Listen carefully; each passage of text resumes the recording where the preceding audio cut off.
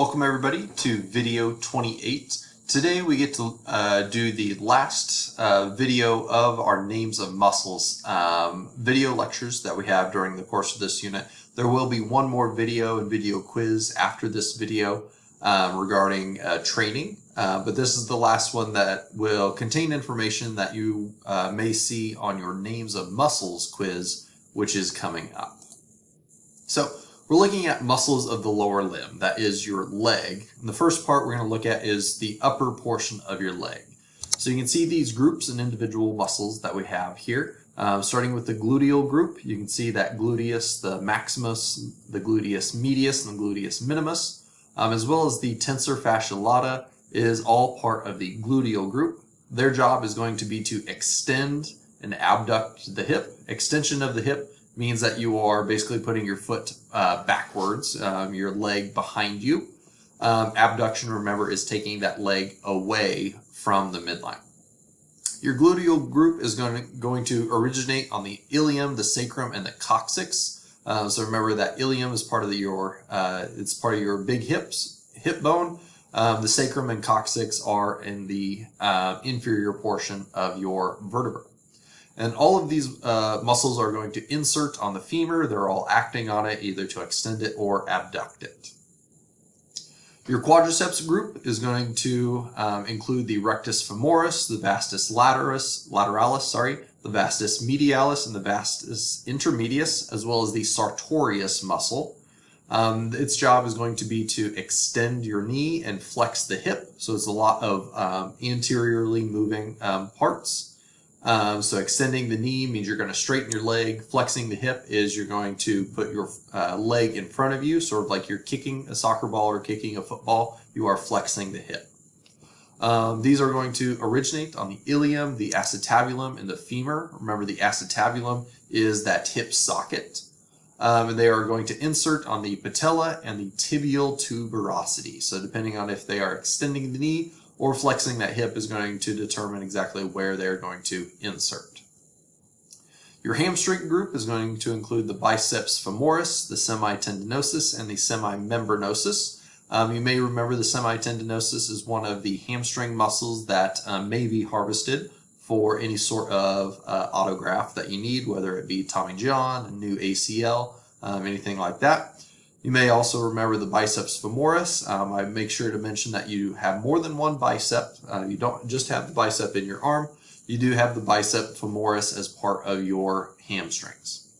Their job is going to be to flex the knee and extend the hip. So this is going to be the opposite of the quadriceps group. They're going to all originate on the ischial tuberosity and insert either on the fibula or the tibia. You have your iliopsoas group. It's going to be your psoas major and the iliacus. Its job is going to be to flex and laterally rotate your thigh. So think if you're going to pull your leg forward and rotate your foot laterally, sort of like you are moving your foot outward laterally. It's also going to be used for flexion of the torso. That's going to be bending over and touching your toes. These two muscles are going to originate on T12 through L5, so it's going to be your bottom thoracic vertebra as well as all 5 of your lumbar vertebrae, plus the iliac crest, and they are going to insert on the lesser trochanter of the femur. You may remember trochanter as being one of those processes off of a bone. Your adductor group, the adductor longus, the adductor brevis, the adductor magnus, and the pectineus, obviously are going to be responsible for adduction. They're also going to flex and extend the hip. And remember, adduction is pulling that leg towards the midline. They're going to originate on the pubis and the ischium and insert on the linea aspera as well as the femur.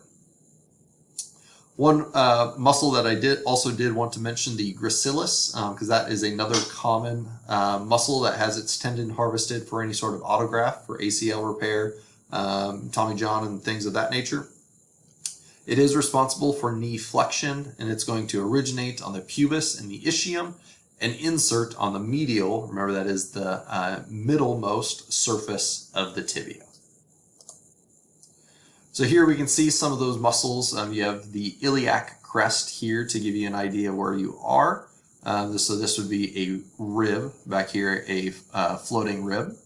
And you can see where you have that rectus femoris, that vastus lateralis, medialis.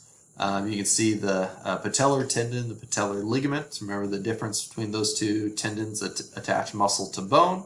Ligaments attach bone to bone.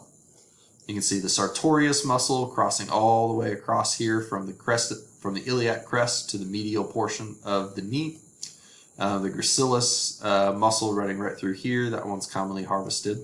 Remember, this is an anterior view. If you didn't get it from the label here, because that is your patella right there. Some of the deeper muscles you can see here. You can see your adductor group, the brevis longus and magnus, all running right through here. So obviously they're inserting on that linea aspera there, and if those muscles were to contract, that would pull that femur back to the midline. That's why they are called the adductor group.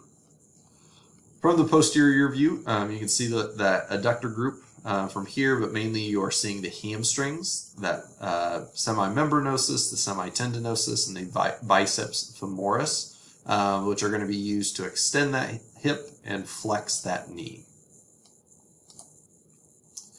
Some muscles of the lower leg, just three that I'm going to mention here. The gastrocnemius, one of my favorite names of muscles. It's going to be used for plantar flexion, so that means you're going to be standing on your tiptoes.